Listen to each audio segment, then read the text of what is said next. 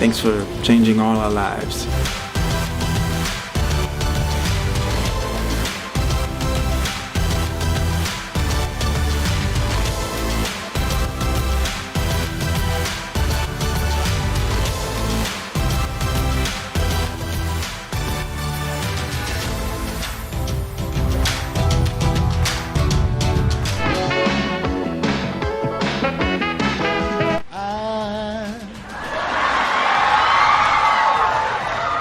So in love with you.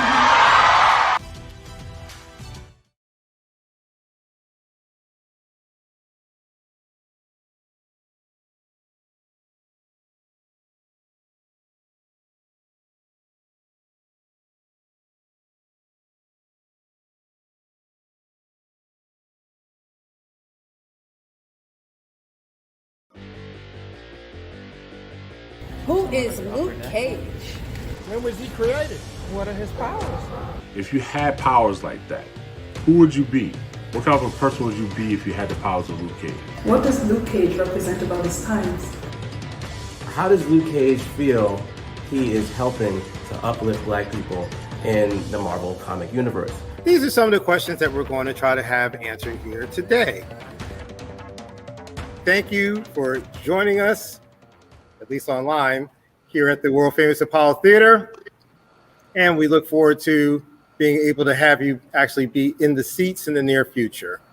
I am proud to say that Harlem is the world's best known neighborhood, and from Harlem's best known theater, we are going to get into the legacy of Harlem's best known superhero, Luke Cage, the first Black superhero to star in his own monthly comic, the first Black superhero to have his own regular live action series, and the first major Black superhero to star in his own regular TV series. So first, we are going to give you some context. The Apollo Theater opened its doors in 1934. 4 years later, the superhero comic genre took off when Superman debuted in Action Comics #1. Now, like with most art, comics are not created in a netherworld or a vacuum. They are impacted by their time. So, for example, it's not coincidence that Captain America debuted in 1941, right as America was about to enter World War II. Now, in the 1940s, unfortunately, as you would imagine, most of the Black images in comics were incredibly stereotypical. But as Black soldiers fought heroically in World War II, and the causes of our people were advanced during the Civil Rights Movement, and athletes like Jim Brown and Muhammad Ali virtually epitomized Black maleness and captured America's attention, slowly but surely, more positive images started becoming manifest in comic books. So it occurs to me that not everybody knows what Luke Cage's history and story is. So I will give you a crash course as fast as possible. His name was Carl Lucas. He is framed and goes to prison for a crime he did not commit. During a scientific experiment, a racist guard tries to kill him. Instead, the experiment gives him superpowers, and he does what just about any brother with sense would do. He creates his own furlough program and decides it's time for him to leave prison. He is from Harlem originally.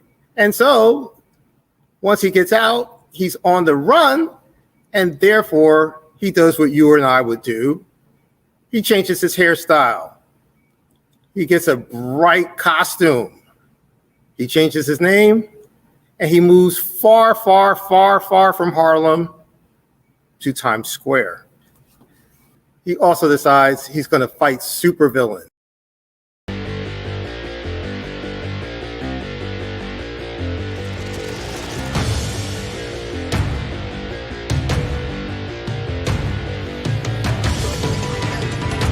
When Marvel Comics introduced Luke Cage Hero for Hire in March of 1972, it established an important precedent.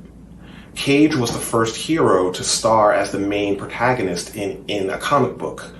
And he was very different than some of his contemporaries. He was not royalty like T'Challa, nor was he a godlike mutant like Storm. He was not an upwardly mobile social worker like Sam Wilson, who would become the Falcon, and later on, Captain America.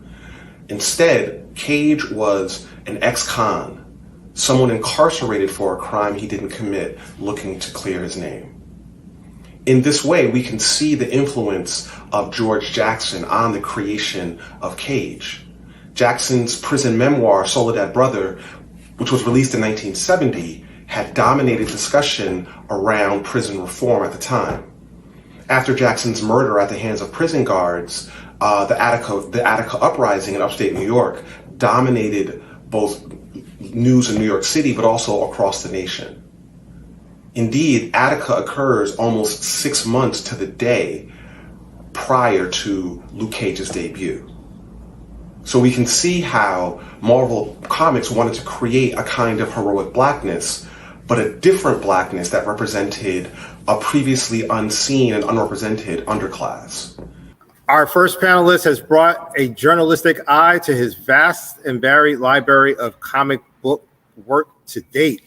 He's an award-winning comic book writer who's contributed to the legacy of Luke Cage with his writings in the revised Power Man and Iron Fist and the Luke Cage solo series. Please welcome to the panel, David Walker.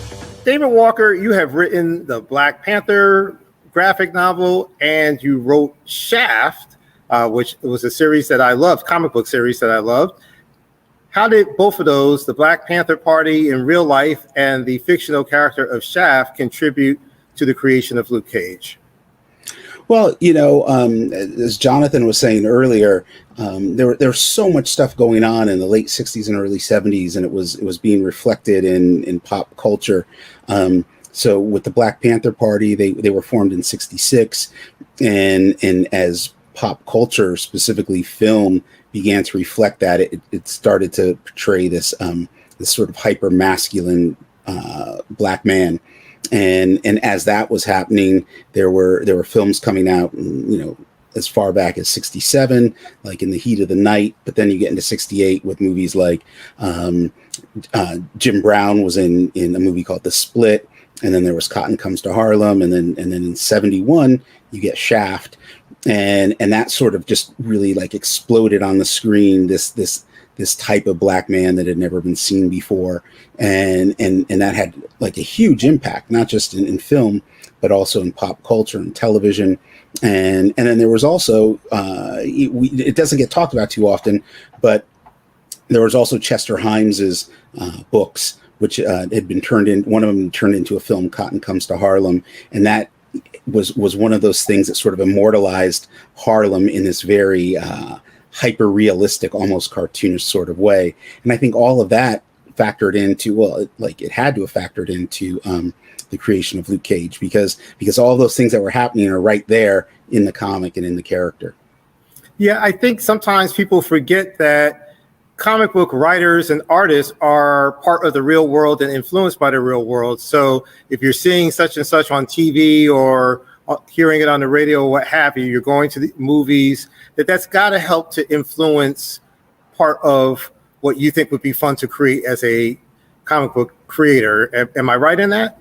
Oh yeah, most definitely. And going back to like Chester Himes's work, he did the whole Harlem Detective series, which was, Cotton Comes to Harlem and the Real Cool Killers and all of these books with Coffin Ed Johnson and Gravedigger Jones, and like those were like a ramped up version of like the characters from Dick Tracy books or Dick Tracy comics. It was very pulpy. And that was this was sort of stuff that people read when they were on the subway, or just it was that fun reading, and just like the films like Shaft and Sweetback's Badass Song and all of those that were coming out, a lot of it was just like really new to just audiences, right? And so it gives people this opportunity. I think especially like with white audiences, it kind of gave them this chance to like oh, we're going to go see what the world is like, this other world, it allows you the safety of going into the hood without actually having to go there. And for those of us that have been to these places, we know that like what we saw on films and TV and read in books was not necessarily a realistic portrayal, but it still gave people this idea that they were able to walk on the wild side. Our next question comes from noted film historian Stanley Nelson. Hi, I'm Stanley Nelson, the co-founder of Firelight Films and the director of Attica, coming to Showtime this fall. My question is this. George Jackson's book, Soledad Brothers, came out in 1971, the same year as the Attica Rebellion. Do you think that the book and the rebellion might have had an influence on the designing of the character of Luke Cage? I'd have to say yes, of course. So many people don't remember what happened in Attica, and you have this scenario where the law enforcement opened fire on all these prisoners and some of the guards. People were killed, and I think that there's this. America was really shocked. A lot of people were horrified by what they saw, and so you get this character who's this wrongfully imprisoned black man, which was what George Jackson was. And anyone who read his book or paid attention to the case was, he was, convicted of like stealing like something like $10 or something like that. And then he ends up getting sentenced to like 90 years in prison. It was absolutely ridiculous. So you have that injustice there. And then you have this unrealistic and horrific response to what was happening in Attica. And just as the blaxploitation movies of the 70s were this sort of wish fulfillment and this sort of fantasy of this black power fantasy, that's what Luke Cage, back then he was called Power Man. I mean, when you think about that, his name was Power Man, and he was a guy who was in prison for a crime he didn't commit, and then he's bulletproof. And it's like all three of these things speak to, it's like a response. And one of the things that's always interesting to me about that particular character was that it was like white guys who created him, because he comes right out of like a 14-year-old black kid's fantasy of what a black superhero should have been like. And I think that was part of, the popularity, for kids like myself, that we understood that there was something in there that spoke to us. Not all of it, but some of it. I'll throw in that I think where I would think Attica and Soledad Brother play a role is in comics. There have certainly been other characters who were on the edge of being bad guys or came from checkered past. You had Hawkeye, Quicksilver, Scarlet Witch, but you never had a scenario where the main character was in prison. And I can't help but think that Attica and Soledad Brother helped play a part of that. Secondly, to your point about a wish fulfillment, it was like, yeah, wait a minute. So brother's wrongfully imprisoned, bulletproof, gets his powers after being experimented on scientifically. It's like a whole lot of black history, real life kind of lumped into, yeah, but see, here's how it would be good if it worked out in our favor.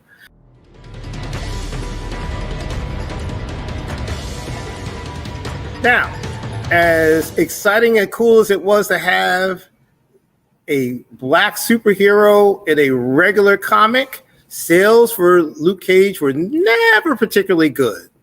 Some of the reasons were he didn't have a typical superheroic name.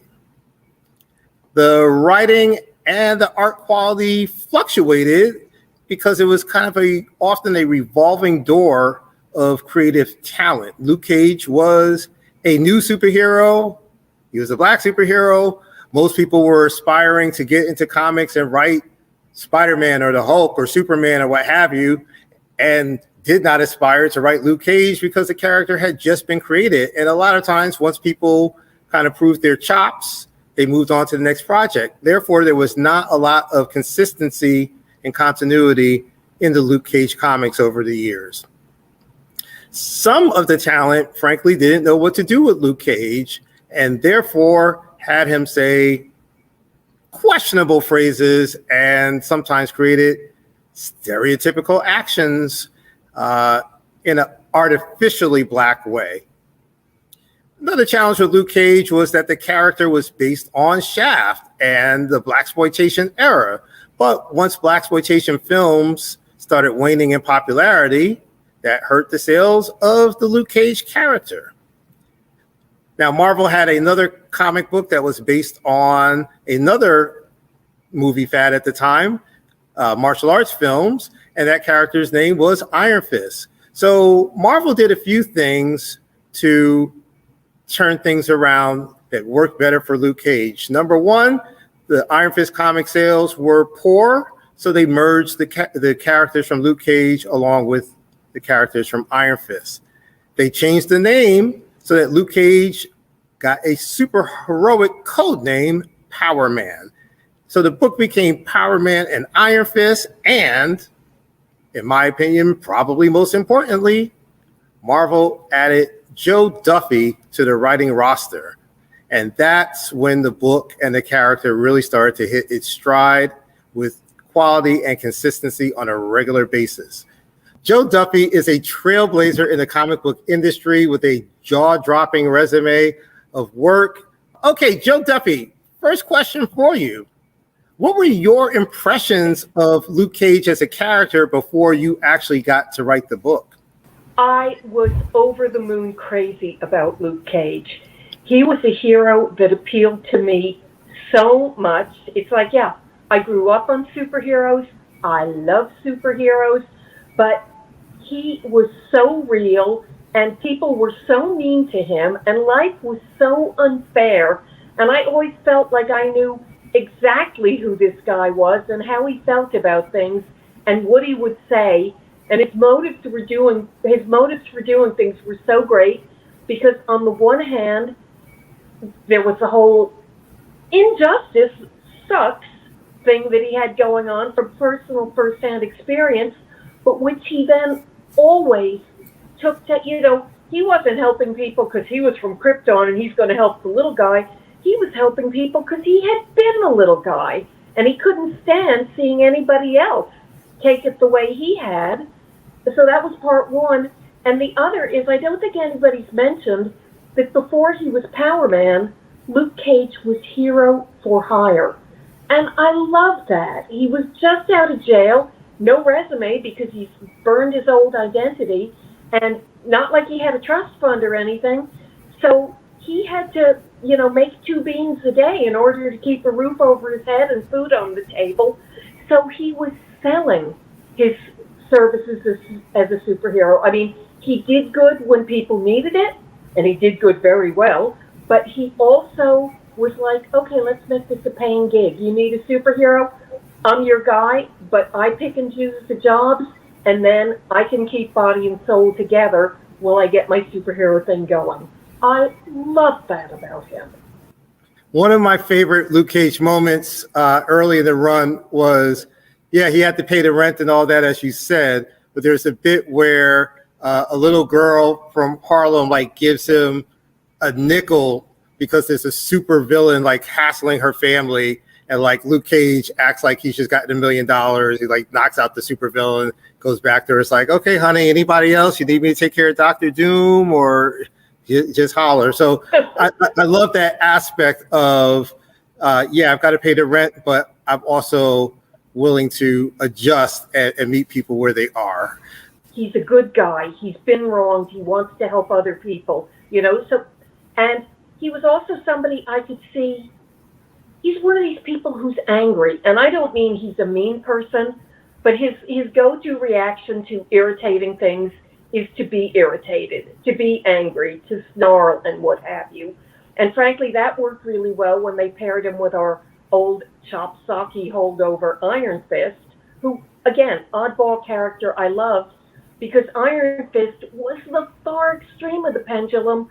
Nothing rattled him. So you had the one guy who was always, at full attention and just ready to blow his stack. And you had the guy who was like, oh, but it's not Zen. It's so not mellow. Just, So you had one guy who's always ready to mix it up, and one guy who's always able to mix it up, but, he's going to meditate first. And I thought the pair of them together was just an incomparable mix. I had nothing to do with them putting together. You're totally right. It was, we've got the blaxploitation last man standing and the Chopsaki last man standing, and put them together and you'll have a book that'll go 6 more months, and we fooled them. 40 years later, it's still going. But it was because they were already two great characters, and the synergy of the two of them and cherry picking their milieus and their supporting cast, I should feel guilty having taken money to do it, because it was just a pleasure month after month to have that job. I will say, I think you're being incredibly immodest because the characters were together before you started writing, but they gelled and they became more three-dimensional once you took the helm. And it started to make sense why these two guys would be together as opposed to having been forced together under your pen. So kudos galore. Joe, in retrospect, what were you able to accomplish with Luke Cage's legacy that you're most proud of today? What I'm most proud of today, 2 things. One is the fact that Luke Cage has a legacy. There were a lot of fantastic characters of color who aren't still around or are only still around in little bitty ways, and Luke Cage is still standing strong. That's thing one, and I think all of us, everybody here who's ever touched the character, has contributed to that. But I also think I will take a bow for the fact that people knew who this guy was when I was replaced as the writer. I think in a couple of years I was doing the book, he was the same guy from issue to issue. And it got to the point where there were people who thought they knew how to write him. They thought anybody could write him. And it's like, yeah, after I did. So I'm proud of the fact that who he is and who he has been known to be all these years is based on the version of him I and the amazing illustrators I worked with were able to get into the comic. Okay, big immodest bow. Okay, I love that character. I feel like I did a lot to help him in his early days, and he did a lot to help me. Bravo. Marvel updated Luke Cage for the new millennium. Gone were the afro, the silver tiara, the yellow silk shirt, and the buccaneer boots. Instead, Cage now featured a bald head, a goatee, a white t-shirt, and Timberland boots. In this way, Cage is much more, or he tends to resemble the uptown machismo of someone like DMX than he did the sort of 1970s disco figures. But more importantly, Cage is much closer to the center of the action in the Marvel Universe.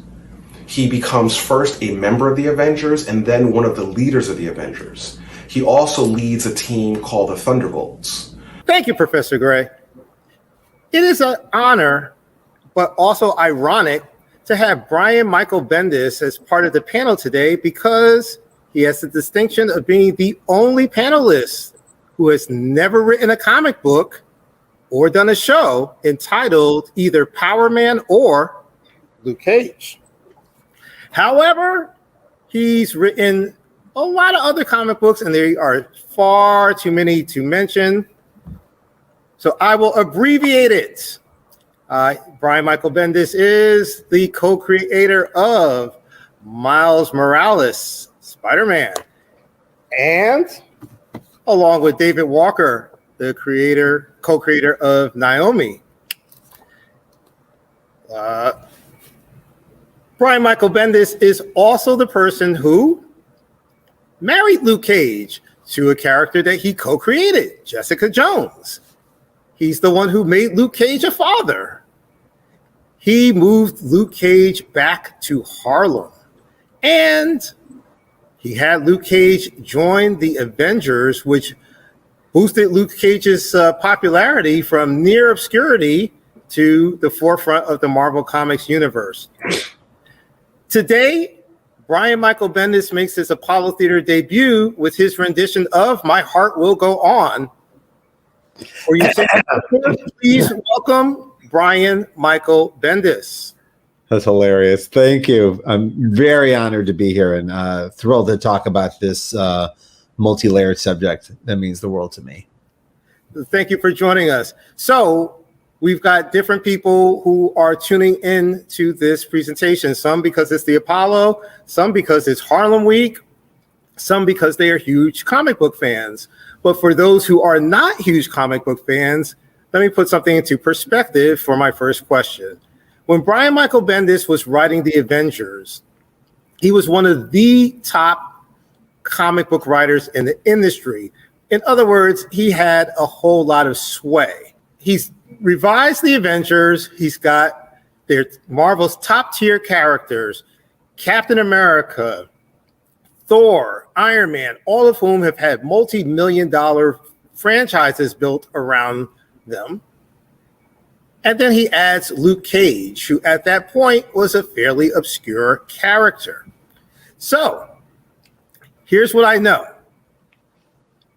I know that he didn't add Luke Cage to the Avengers because of the usual, I need a strong guy on the team. For those who know comics, you usually have a formula. On the Fantastic Four, you've got the Thing. On Justice League, you've got Superman. You always need a strong guy on the team. But as I just mentioned, he had Thor, he had Iron Man. Heck, Luke Cage and Spider-Man are ballpark around the same level of strength. So you didn't need Luke Cage to be the strong guy on the team. And you didn't need Luke Cage to be the black guy on the team because Luke Cage had never been an Avenger before. If you wanted to have just a black character, you could have added the Falcon, the Black Panther, or a plethora of other characters who were black and had previously been established as Avengers over the decades. So my question to you, sir, is why add Luke Cage? What was it that you could say as a writer by having Luke Cage on the team that you couldn't say with other characters? Excellent question. And with Luke, it was about he was coming with a perspective that none of them had. No one else on the team had the same perspective that he was bringing with it. Let's say a street perspective or a city perspective, but they're different than Thor's, different than Tony Stark's, different than Captain America's. So they were able, so it brought a conversation to the group that was different than the ones that they were having beforehand. So basically was given the job to put who are the coolest people in Marvel and put them on a team together. And then I was sat down with who that really was, like who I really wanted to see on the team. And I called up the publisher and I said, we'd already agreed that Spider-Man and Wolverine. And then I said, and Luke Cage and Spider-Woman, which was equally, whatchamacallit. And I remember the publisher said, Luke Cage, you said Wolverine. And I go, no, Wolverine too. Because all right, as long as Wolverine's on there, I don't care what you do. And then I was like, well, this will be, I'll prove this in writing that Luke Cage not only should be here, but they desperately need him here. And so I took the ambivalence that the publisher had towards this idea and used it as almost like it's my job here to bring what I think is this character. And a lot of my character, my love of the character came from Joe Duffy and came from I remember there was this house ad for Power Man and Iron Fist. It was drawn by Bill Sienkiewicz. And it was just two portraits. One was Luke and one was Danny, and they were separate portraits, and they were drawn by Bill Sienkiewicz, who is one of the greatest artists of all comics, and tends to have a more photorealistic look to his high art, like a Bob P kind of photo referencey look. And so I had never seen a character look more real in a Marvel comic than Luke and Danny did in these ads. And in the ad, it was almost like a monologue, like them pitching you the book.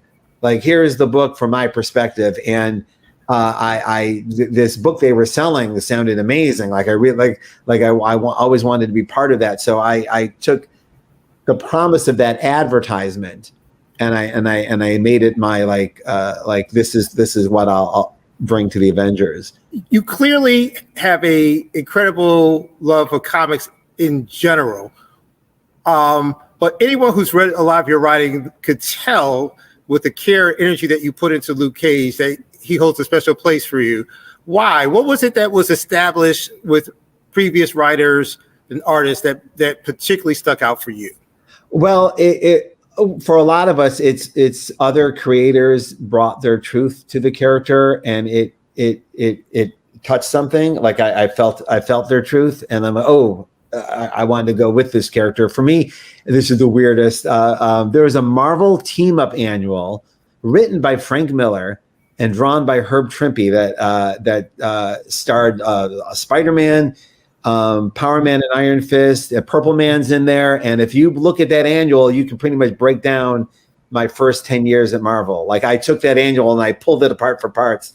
And there's the Purple Man. They're all the pieces. And it was there with Frank Miller, and this is early Frank Miller too. Yeah, am I misremembering? Was Moon Knight in that as well? Yes, Moon Knight's in there, but it's almost like a street level event. Like it's like a lot happens, and it just all of it, and it being early Frank, it touched me. It just made me want to make comics. If you like, every creator's got like a handful of comics, and they're always some weird esoteric annual or side project. And for me, that was it. That was. I just realized that minus Spider-Man, it's darn near the Defenders. No, it is, and also you put Spider-Man on there, it's almost the Avengers.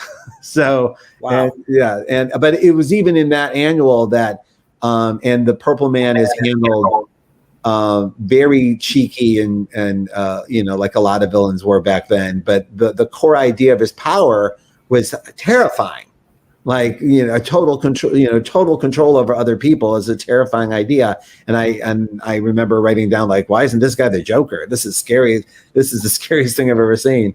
And then I got my chance to try that. When Jessica Jones was being developed, and this to be wrote up like what would be the first 11 pages of Jessica Jones and handed it in almost like a discussion document. Like they asked me to do a book like this, but here's where I would go with it, and included Luke, and it would just be, here's a street level character who doesn't see herself as a hero. And from there you go, well, who would she know? Who would be her friends? Like, who would she bump into? And then it's like, well, Luke and Danny and then the Luke and Jessica relationship starts in a very dark place, and then slowly evolves to real love over the course of the original run. They genuinely fell in love in the book. Like, I know some people think this is weird, but like sometimes the characters take over. Sometimes they let you know what they want, and kind of you're kind of almost dictating them. And at the same time, I was, and still am, thankfully, in a very healthy, happy marriage, of which I had yet to ever see in a comic.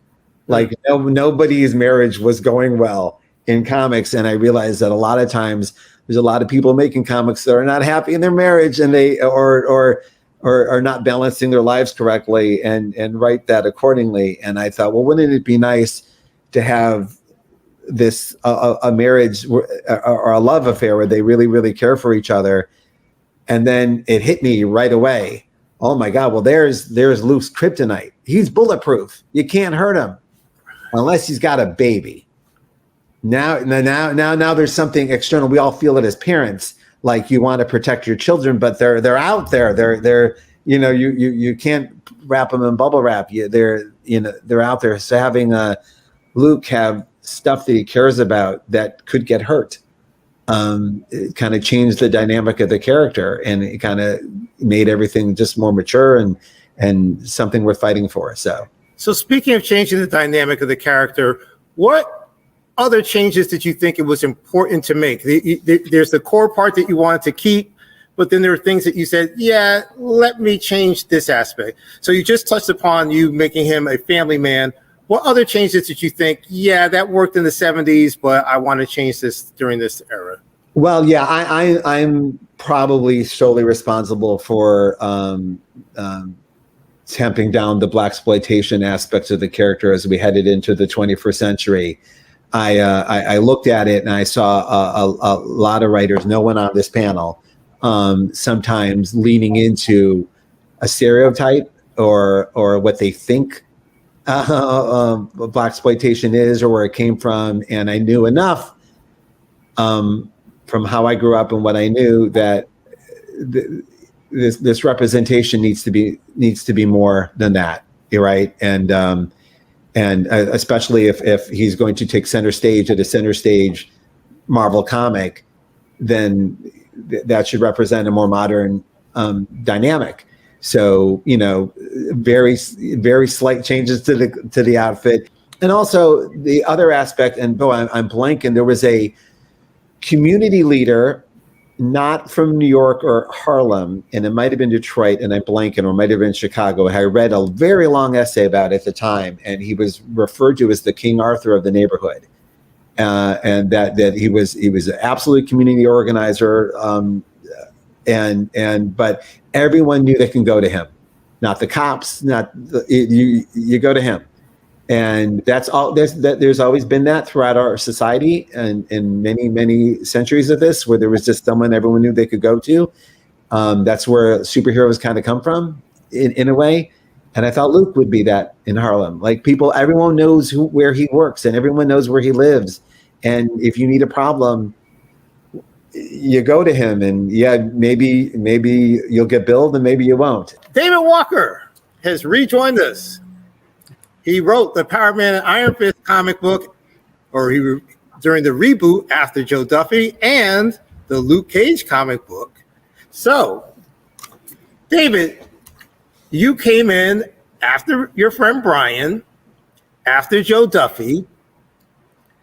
You've got this character that there's all kinds of history. By the time you've come on board, it's been established. What aspects did you think were important to keep? And where did you think you needed to lose something so that you could make it your own? My biggest influence with those two characters was the friendship between Barry White and Wink Martindale. Okay, so Barry White and Wink Martindale were really, really good friends, and they would both talk about this. And whenever they would talk about it in interviews or whatever, people just looked shocked. Like, how could Barry White and Wink Martindale be friends? And I brought that into my theories of who these two characters were. I felt like every single one of us has a friend that no one can figure out why you're friends with this person, right? And that's what I wanted to get kind of like you and Bendis. Yes, exactly. And it was also, and here's the interesting thing too. I was rereading all the old Power Man stuff and all the old Power Man and Iron Fist stuff. And again, what Joe Duffy brought to these characters was like, they became so much more real, right? As real as you can get in the context of comic books, right? Can we get her on the screen right now, please? and what I remember as I was rereading all of this stuff that I'd read when I was younger, like, it actually held up. And right. that's very difficult for comic books to do, at least for me. And then, what I took from Brian, and this was really interesting because when he was writing Jessica Jones and New Avengers, we were just starting to get to know each other. We weren't, we hadn't, maybe it was like a year or two. It was interesting because the thing that I loved about Luke Cage and what I loved about what Brian was doing with Luke Cage was, it was like, okay, he's writing Luke as a guy. He's writing Luke as a man. He's not writing Luke as this stereotypical black man. It was like he got this character at his core that for myself as a kid, I really wanted to see more of. And I feel like as Power Man and Iron Fist got into their later run, after a certain number of issues, we're talking into the mid 80s, like it was that humanity was getting lost. and I thought it was so interesting because it's so rare that you see a superhero get married and have a kid, and I'm reading all this stuff and I'm going, this is revolutionary, and this was at a time I don't think people talk too much about what was happening in the comics industry in the late 90s, early 2000s, where there was writers of a certain age who loved the medium, but we were also influenced by, really heavily influenced by film and by literature, and this notion that let's have comics grow up a little bit. Let's take these characters in places that they can relate to, that the readers can relate to them more, and I, to this day, I hold that I don't think Marvel has ever had a character that has grown and evolved more than Luke Cage has. There's who he was in that first issue versus who he is now is so completely different. But here's the key thing: when a lot of characters are sort of reinvented, they lose their whole back history. They lose their whole story. We see that with, sadly, like Shang-Chi is going through that right now. Like, nobody's going to remember the stuff from the 70s and 80s. But Luke's past is part of this real, true legacy.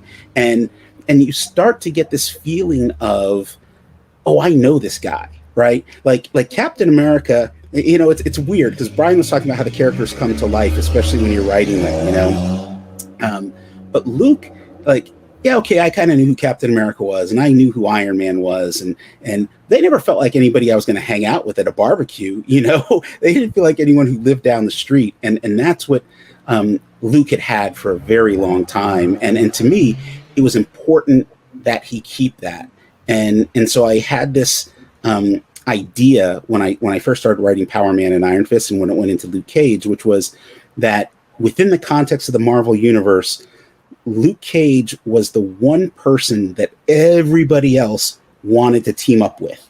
And that if anybody else was in a jam, they would call Luke Cage. That was my attitude. So it was like, Luke, everybody wants to work with Luke. Anybody, could call him. And because of that, they see him as a leader in a way that he might not even see himself. And I saw Brian bringing that out in the Avengers, and it just felt really, really natural.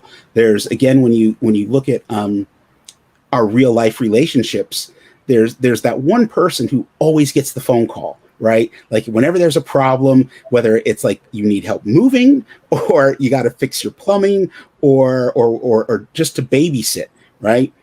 I wanted Luke to be that guy. One of the things that I loved best about your run on the book was Luke Cage is a father at the point that you're writing the book, and his daughter cannot learn bad language from him. So he's fighting bad guys, but saying stuff like fiddle faddle because he doesn't want to curse.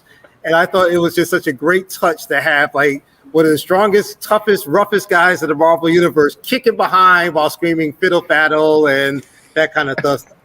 So props to you for that and for adding the character Senor Magico. So bravo. Well, thank you. And just really quick, that the whole decision to have Luke do that and have these, fiddle faddle and all these things that he would say instead of swearing was, in part of that was me giving Luke a level of humanity that a lot of other writers couldn't do. And that he was always had to be a black man. And as a black man, he would, speak in some semblance of broken English, and he would swear a lot. And I was like, no, I'm going to write him like not just all the dads that I know, but the black dads in particular. And I wanted him to, again, there's nothing funnier than when your friends have kids and they suddenly realize they're swearing too much, and it becomes this whole thing. And again, this is, I got this from my cousin. I got this from Brian. It's just watching people try to navigate the English language when you're cognizant of the fact that little kids are going to start dropping some of the same bombs that you drop.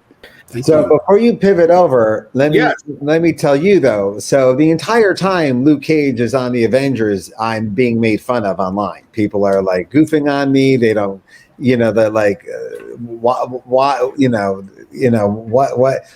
is it, Bendis and Luke Cage, right? All the whole time. And then cut to the impossible happens. Luke gets his own TV show. It felt a bigger win for me personally than the Jessica Jones show. Honestly, I was more happy about the Luke Cage show than it was about Jessica. Well, that is a great thing to say and a perfect segue, because now we're going to get into the Luke Cage show on Netflix. He helped define a generation of hip hop with his work as a journalist for Vibe, XXL, The Source, and he helped bring Biggie to the big screen. So who better to be a showrunner for hip-hop infused character Luke Cage than executive producer and showrunner and writer on numerous episodes.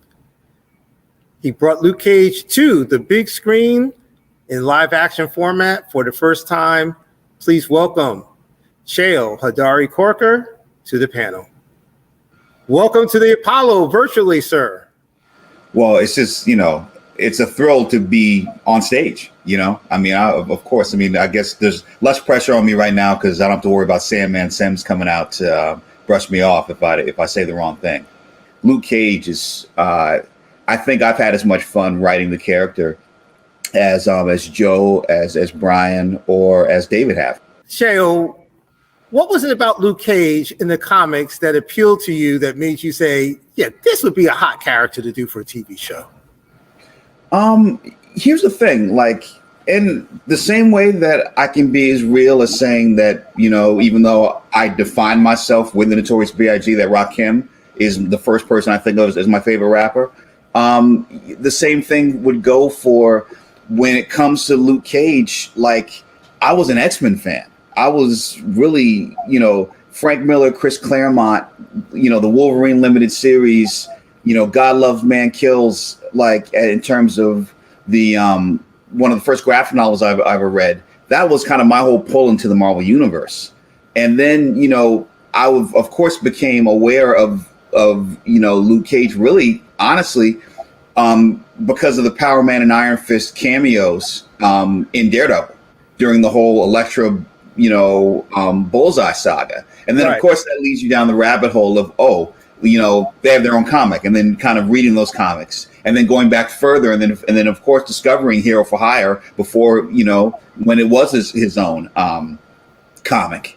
And, always being a fan of the character, but not necessarily really seeing any highs or lows, really honestly, until one of Brian's first books with the character, which was Alias, part of the whole Marvel Max, like he alluded to it earlier, the R-rated comic series, because Alias #1, which is the first one in that, has Jessica Jones, it has the one night stand with Luke Cage, and then you read how their relationship evolves over the run of that comic, and then as Alias becomes the Pulse, which is another comic that Brian created that not enough people really talk about.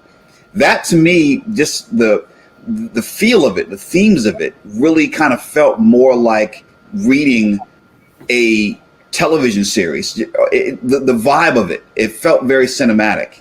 Because it used to be that there was a lot more of a separation between the comic book world and writing versus comic book writing. And that was one of the things, if you want to really look and talk about the influence that Brian has had over the entire industry, is that by making it more cinematic and bringing those techniques of screenwriting into comic book writing, the walls fell. And so that was the thing, was it really wasn't until reading the Bendis run in Alias that I began to think, okay, there is a way to modernize this character, but at the same time, keep the flavor and, basically meet both audiences. Because, there are people that are pissed at me that Luke isn't wearing a tiara all the time and saying "Sweet Christmas" with the, with the chain belt.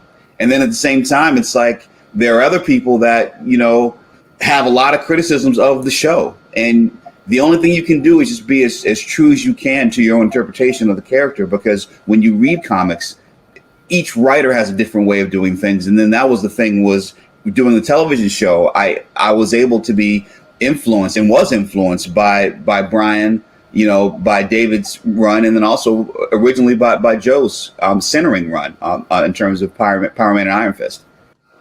Your Luke Cage Netflix series is essentially a love letter to Harlem. Harlem serves as a de facto character of the series.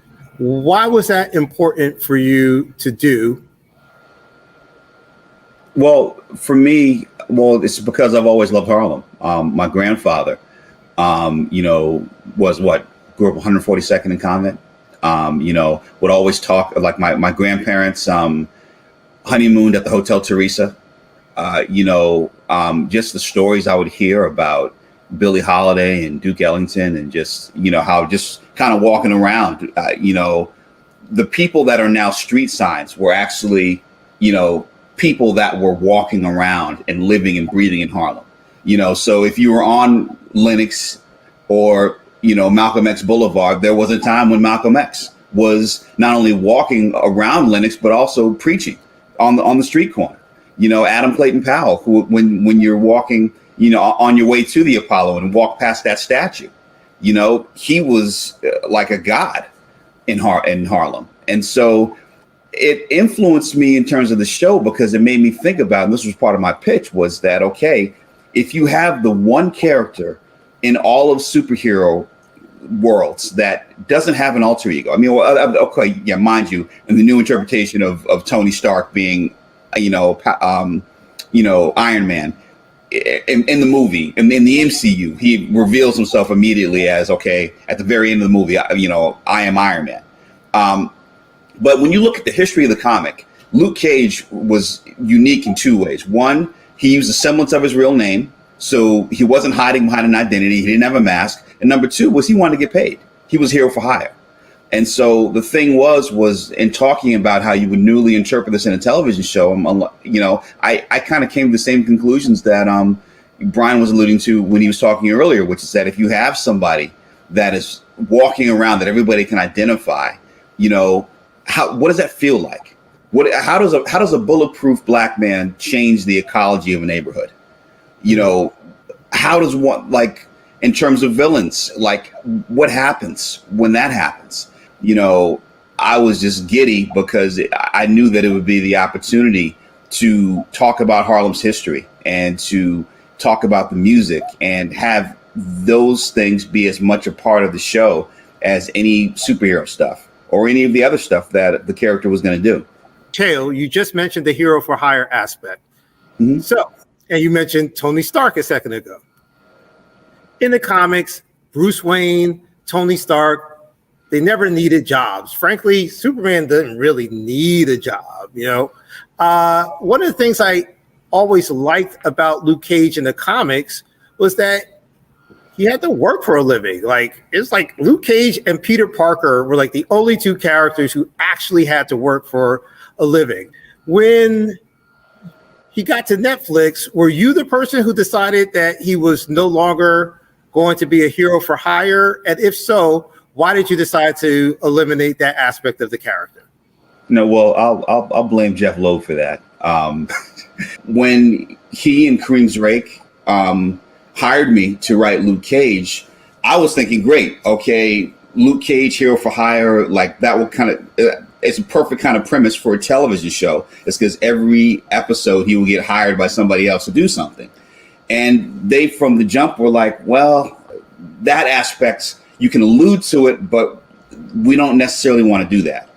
And so I was like, okay, we can figure out different ways to play it out. And I think had we gotten to get, deeper into, had we had the opportunity to do season 3, it was one of the things that by the end of season 3, if we'd gotten to season 4, that element would have fully come into it. But for whatever reason, they didn't want Luke to be a barber, and so it kind of became, okay, let's fudge that. Let's have him sweeping up hair in a barbershop. Although I'd always thought initially that Luke would be cutting hair and basically hearing people's problems, which in turn, the same way that a barber is kind of like the neighborhood philosopher, in turn, that's would lead to, of course, him being for hire, so to speak. Copy.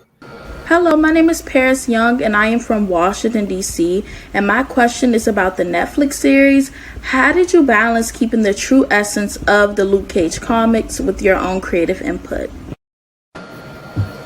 Okay. Well, the thing was that when I first got hired, I had the opportunity to read both the first 2 episodes of Jessica Jones and the first 2 episodes of Daredevil. And as a reading experience and just as, knowing what they were going to be once they were filmed, because I think they were being filmed at the time that I got hired, I was just blown away by both of them. I mean, I thought what Melissa Rosenberg did with Jessica Jones was amazing. I also thought that what Drew Goddard, in terms of what he had written, in terms of creating Daredevil for translating it to the screen, it was different than the movies. It was really so close to the comic. It was mind blowing. What was definitive about both was that they had very clear big bads, and at the same time, those big bads were drawing from the comics. So you always knew that Kingpin was one of Daredevil's main, nemesis, so to speak. And then at the same time, also in terms of the Jessica Jones side, Kilgrave had a huge influence on traumatizing her and making her who she became. But Luke Cage, whether it was Heroes for Hire or whether it was, Power Man and Iron Fist, every single issue had a different villain. There wasn't one definitive villain. And so at first you feel like, okay, this is a disadvantage, because how am I going to get this character to go deep if there isn't one thing that he's fighting against? But then I realized it was a huge advantage. And the huge advantage it was from a television standpoint is that it allowed you to redefine these characters in any way that you really wanted to, because you weren't going to have as many people screaming at you that your interpretation of the character is so different than that of the comic. And so, right. In other words, in the comic book, if Diamondback dies in Hero for Hire issue 2, then you're not going to have a whole lot of people mad about like what you did with the character. I think that's brilliant. No, I mean, but then certain things did change. I mean, so for example, this isn't really a spoiler. If you watch the pilot for Jessica Jones, the first episode, it's revealed that she killed somebody under Kilgrave's influence, and that person that she killed is Luke's wife, Reva. And when they made that decision, it robbed me from a storytelling standpoint to follow what would be considered the canon in terms of, that element of backstory. And so that had to change. So that changed, for example, the connection between Willis Stryker and Carl Lucas, because in the comic books, they were running buddies in the street, and they were gang members together. You kind of basically, ripping and running through Harlem. So that changed that element. And then at the same time, there's certain things that we had to change. But other than that, really keeping the essence of Harlem, could really be open, because like was alluded to earlier, in the comic books, Luke really spends more time in Hell's Kitchen and in Times Square, honestly, really Times Square in the earlier runs of the comic. And then it isn't until later runs of the comic that he really is kind of in Harlem. And then by the time our show comes along, we're able to be really true to Harlem. And it's a weird kind of reverse, because that was kind of the thing, was if you're talking about the classic run of the comic book, he's in Times Square. Right. Times Square itself has changed, and so that was the thing about using Harlem and understanding that the character was from Harlem. It just gave us a lot of different ways emotionally and just in terms of the iconography to go. And so to really answer the question, it wasn't really about always being true to the comic as much as it was being true to the spirit of the comic. I think is really the way to put it. I think what will probably surprise people is that, if you were a fan of Luke Cage, the television show, and then that was your gateway to getting into the comic book stories. The comic book stories are so different than the show. It's really cool from the standpoint of you're not just getting the same thing. You're able to find all these different ways of interpreting this character. and then at the same time also run into certain commonalities. So it kind of, in a way, is not how would I put it? It's really if you're a huge Luke Cage fan, you'll find different things to be a fan of between the show and then at the same time the comics. And they run into each other at times, but then there's times when they're completely divergent. And it's cool because ultimately they all have Luke's heart, which is that he basically is somebody who, rather than being burdened by his power, takes the responsibility to share himself and gets pulled into it. And mind you, whether it's for profit or for not, the fact that he puts himself out there is and what that does to his life, I think is something that kind of runs through all interpretations of the character.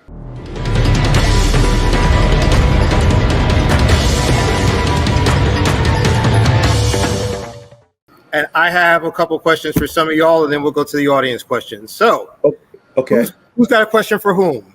All right, so I've got a question for Joe. And my question to Joe is, how much did the location of the Marvel editorial offices influence the content of all the street level defenders? Of Marvel's location, physical location as an office being so close to Times Square and Hell's Kitchen, did that have an influence over Luke Cage or Daredevil or any of those street level heroes?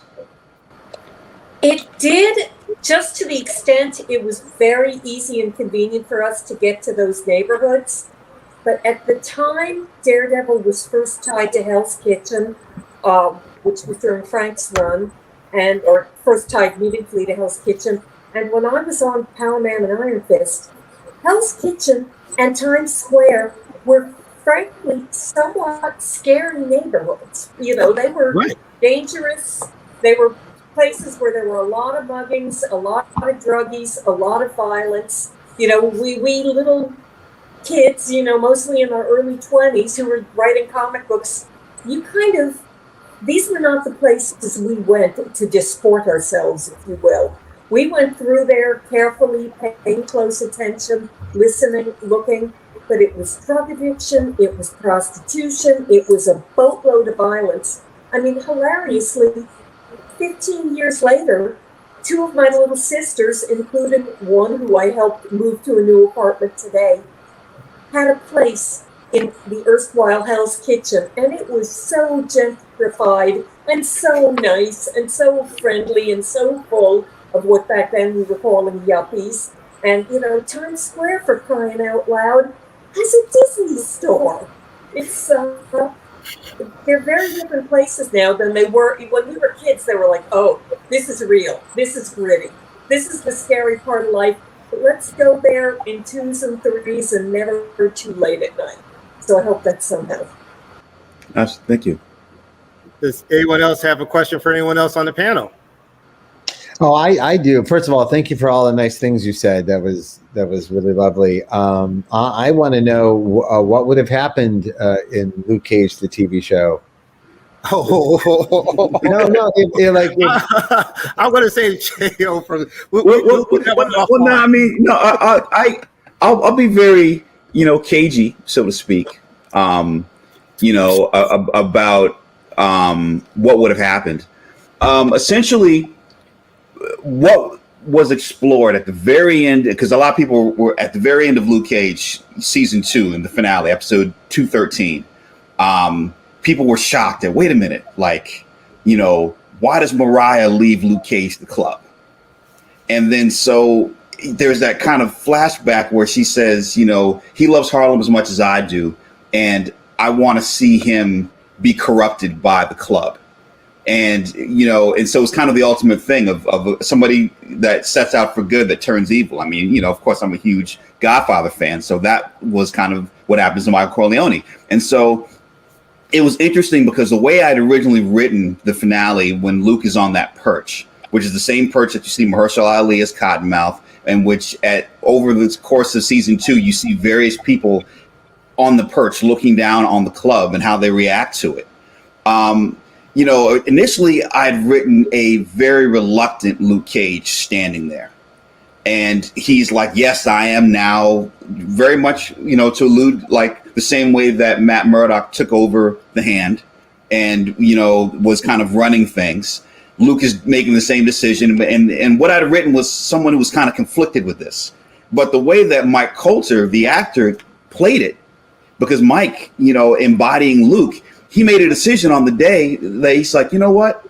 I'm not playing it like that. And he played it like when Rakim was rapping and everything else, that he's like, yo, like he's digging it. And so it was perfect because it made me completely reinterpret it. Like maybe Mariah's right, because it gave us really kind of a run for season 3 to say, okay, how can we explore this? Can somebody run a neighborhood from a barbershop? If we're going to take Luke out of this element, is he going to be changed by this environment? Is he going to be more gangster? Is he going to go so far down this road that he can't ever come back? And really, ultimately, in putting him back in the barbershop, if he's able to get back there, can he really get to the roots of what it is to be for hire? And so we have a lot of things that happened that we can't get into. But that was kind of the arc of season 3, which is Luke finally going full circle and then kind of being at a place where anybody could hire him. And then, I wanted for somebody badly to collect their free haircut. And so one thing I can reveal is my goal for 313 was that Barack Obama was going to come, to Pop's Barbershop and get his free haircut. That would have been cool. Yeah, I have a question for Cheo. I remember sitting there watching season 1 of Luke Cage, and there was these moments. There'd be little things, references to different things. Whether I remember the scene at the barbershop when they were like talking about Donald Goines, and I was just like, as much as I loved it, I was just getting angry every single time. It's like this is what I wanted to do. I wanted to do this, and it felt like. I remember sitting around talking with folks. You and I hadn't actually met in person yet, but I remember sitting around talking to a lot of other writers and going, yo, man, it feels like he was like, no one else may ever get a chance to do this again. This might be the only black man superhero on TV ever. Like, let's just see how far we can go. And I'm wondering if there was that vibe, because it was, for myself, again, the kid in me put so much importance on that show. I didn't subscribe to Netflix until Luke Cage came on. I didn't a lot. But yeah, Brian, come on now. But I'm just curious, because I know that like sometimes when I'm working on something, I start to think about like all the things that I wanted to see, but then also like, what if this is the only time someone gets to do this? Like how do we make sure that the audience gets as much wish fulfillment? And so I don't know if there's a question in that so much. You know what it's like? It's kind of the same way that Brian was earlier describing how he had never seen any functional relationships in comic books. One thing that I've never seen is, black male readers. Like you very rarely have ever seen, a black man as depicted in a television show that's also like an avid reader, unless that person is like a geek. The only time I'd seen it before where somebody was like really well read but actually cool and still had street presence was Avery Brooks's interpretation of Hawk, from A Man Called Hawk.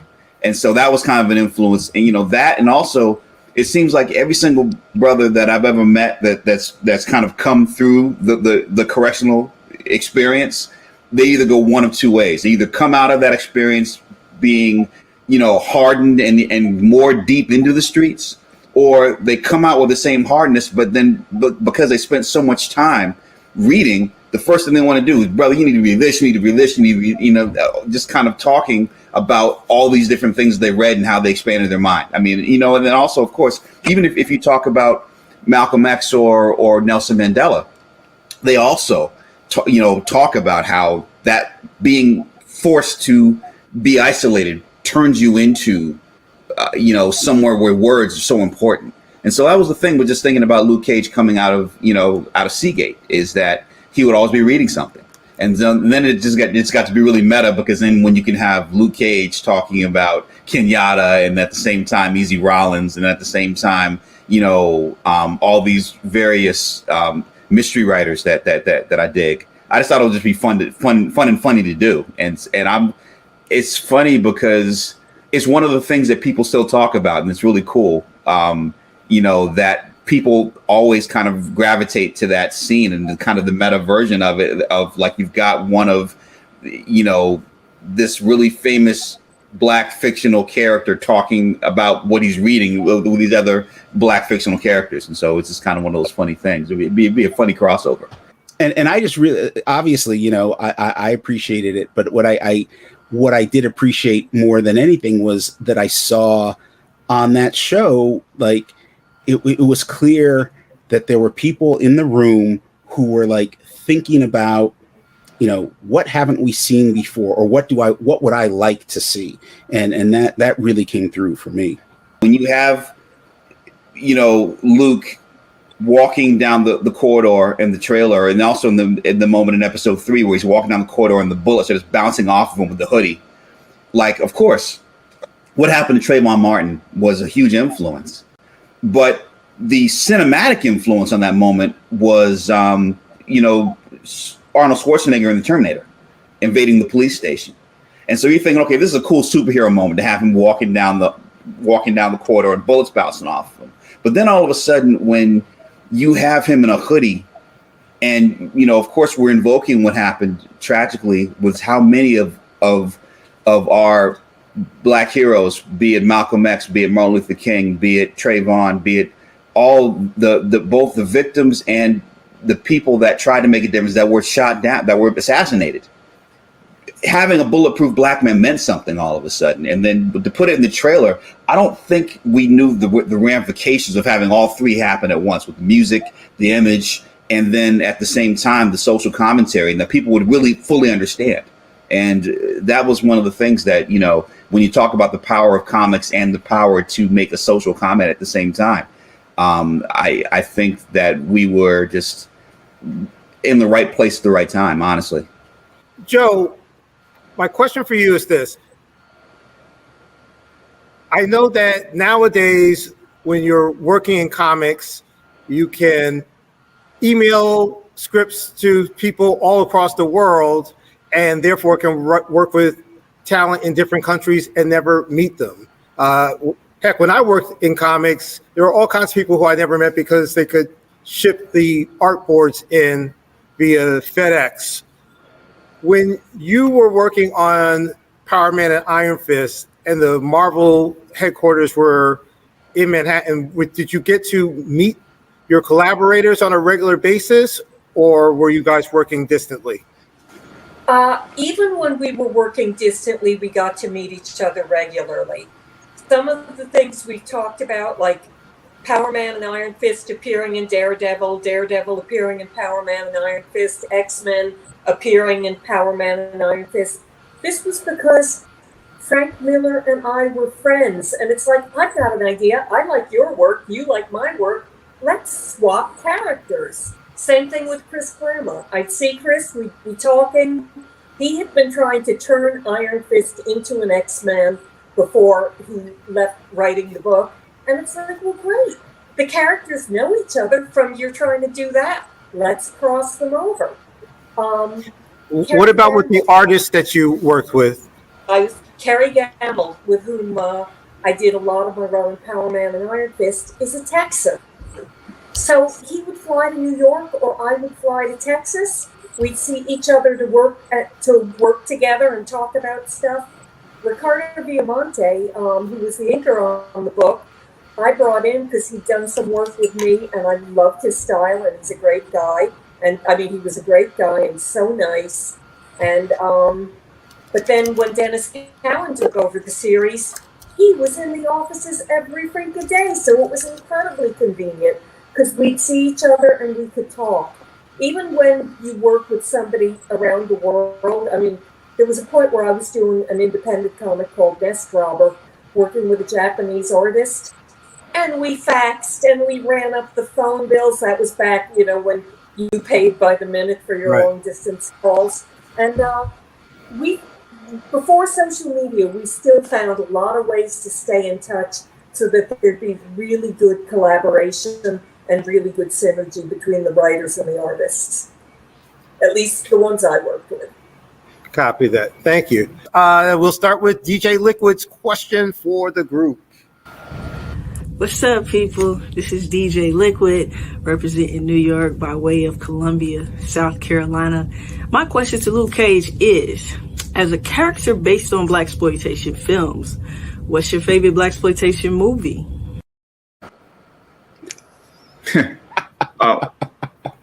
Well, we're going to throw that to the panel. Okay. So Just focusing on David Walker and watch his head explode. Yeah, okay. I wish we could zoom into the blaxploitation posters behind David's head. Yeah. For me, it's always going to be the Spooky Sat by the Door, Superfly, Superfly, the Mac, and Across 110th Street. Yeah. Well, just in terms of pure cinema. Yeah.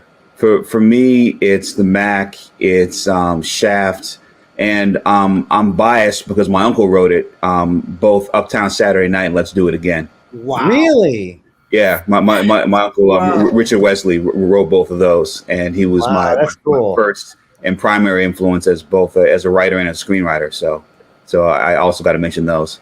Man, that's cool. I'm gonna start quoting both of those now. I'm like, Joe. I love Shaft, all three versions of it, by the way. But my favorites maybe tied with Shaft. I'm a huge Pam Grier fan. So I've got to say, Cleopatra Jones and Coffee. Yeah. Brian? Yeah, Coffee was really big for me too. But I'm gonna pivot and say my name is Dolomite. The recent movie starring Eddie Murphy that was kind of a biopic of all of it. Rudy Ray Moore, right? It really moved me. I'm actually stunned. Like, it wasn't like Best Picture of the Year. Like, it really struck me as the best version of that movie. It's three different kinds of movies, and it's the best version of all of them, including like the Ed Wood of it all. It's like a better movie than Ed Wood because his point was so good. Like he was right.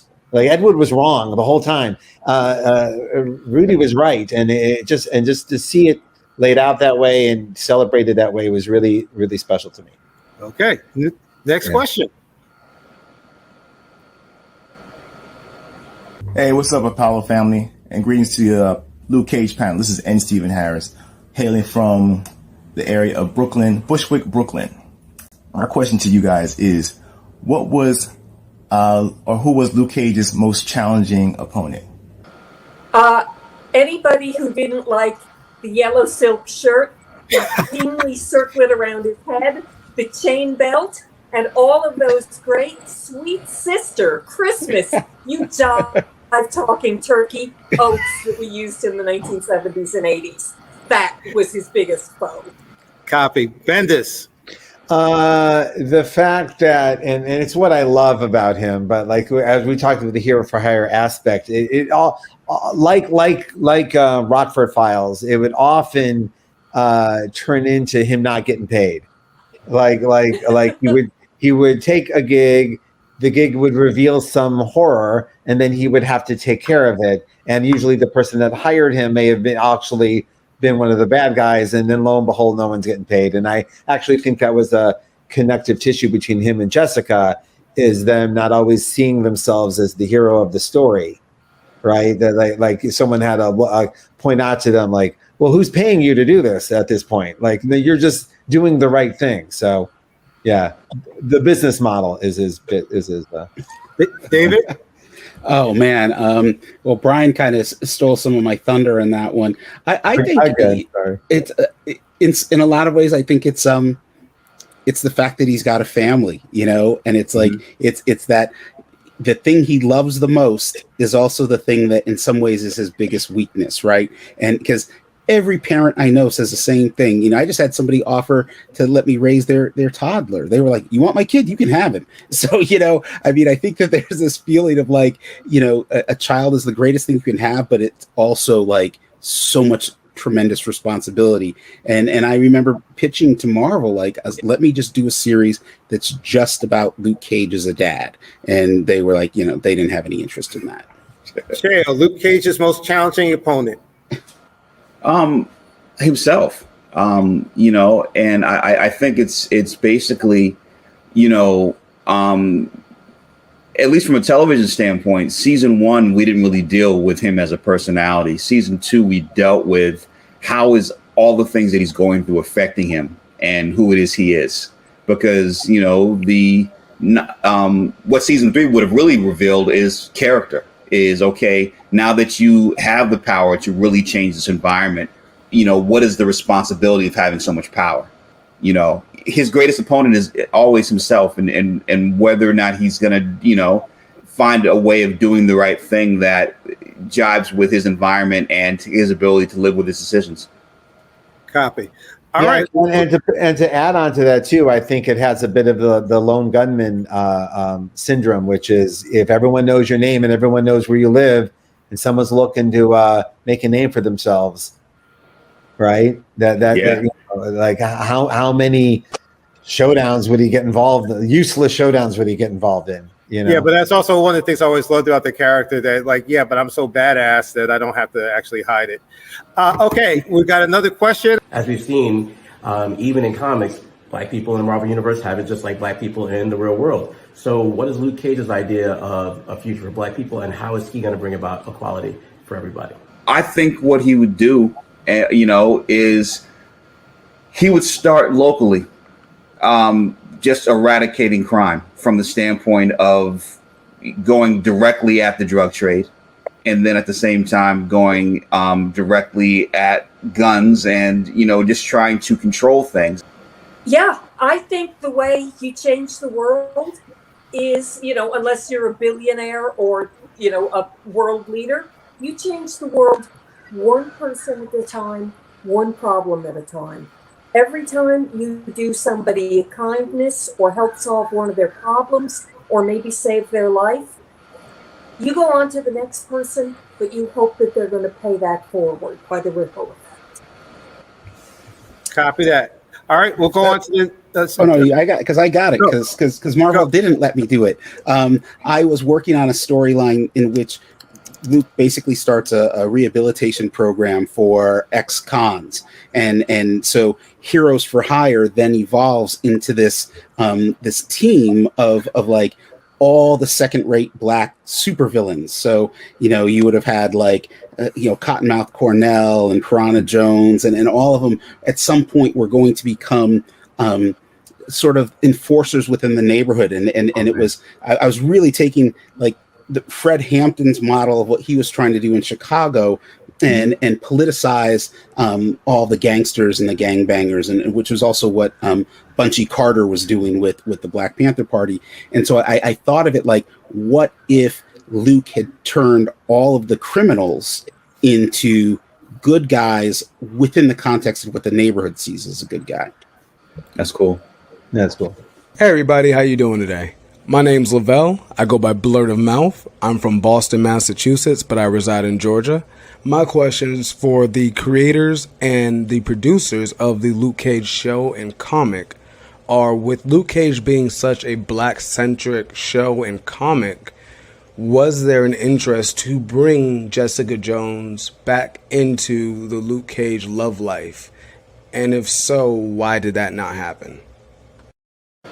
So I will translate that to, he's asking Cheo, why you mess up what Bendis did in the comics? That's what he said. But okay, well, if you want to get into the nitty gritty of Hollywood, it's contracts. Because if you have, a lead that is getting paid on a per episode basis, and then you take that lead from an established quote on one show and then bring them in as a co-lead on your show, then from a budget standpoint, because these were in the days before you had, episodes being made for $25 million.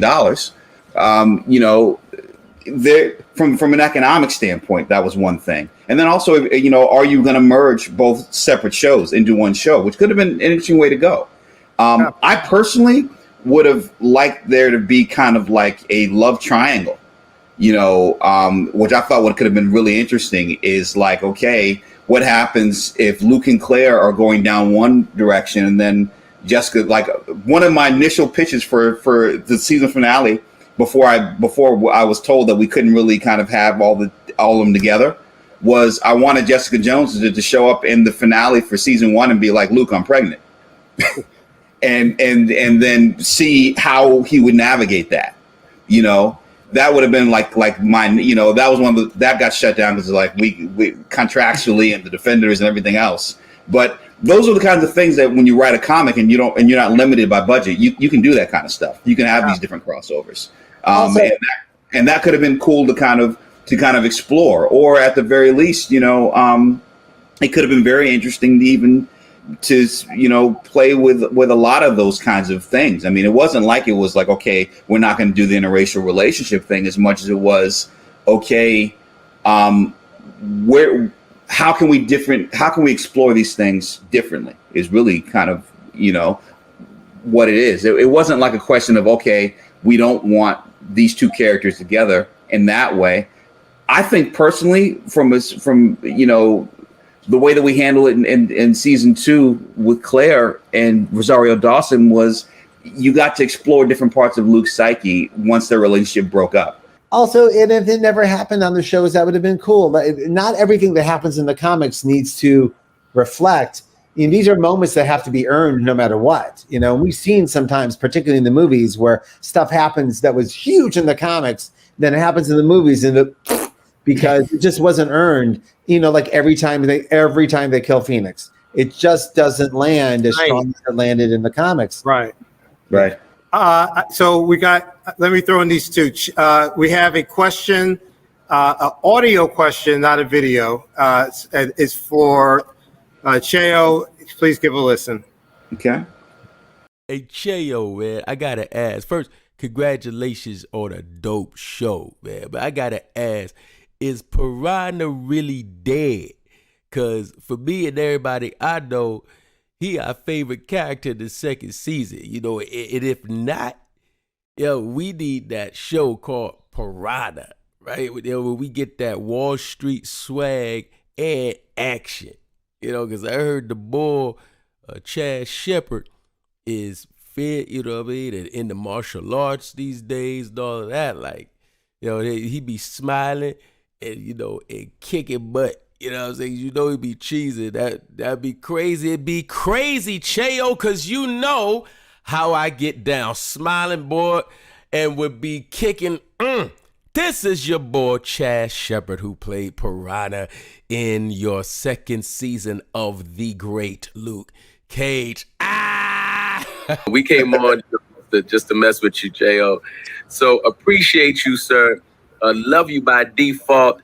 Congratulations. What's up? And yes, Piranha's ready.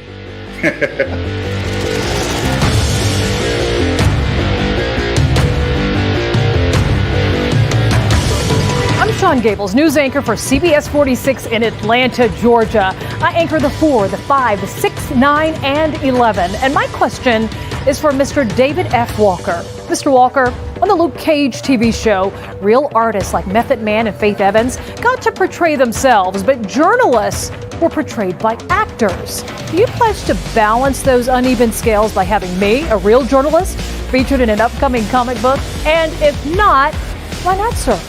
My name is Michael. I represent New York City. What is Luke Cage's credit score? I love Luke Cage. Luke Cage is the man.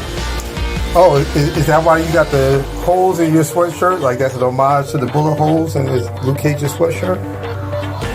Luke Cage's sweatshirt got holes in it? I'm Jamie Floyd here representing New York City. Can't draw a stick figure, but my father was an artist. In fact, he started out as a comic book artist. So I learned to love a good comic book hero, and I waited a long time for a good black comic book hero.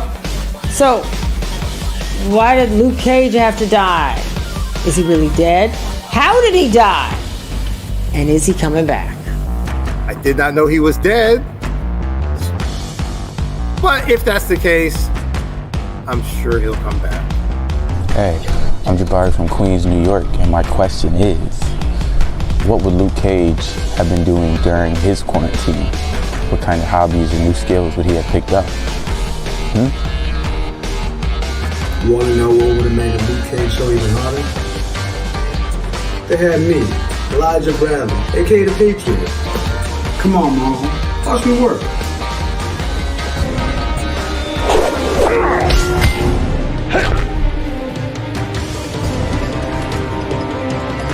I'm journalist Mara Schiavocampo, and my question is for Mr. Chio Hodari Coker. Mr. Coker, on the Luke Cage show, you had actress Tijuana Riggs portray fictional reporter Tembi Wallace, but you also had real singers like Jadena, Faith Evans, Sharon Jones, and Esperanza Spalding portray themselves. So my question is, why you ain't used me as a real reporter? What up with that? Brother, are my 4 Emmys not good enough for you?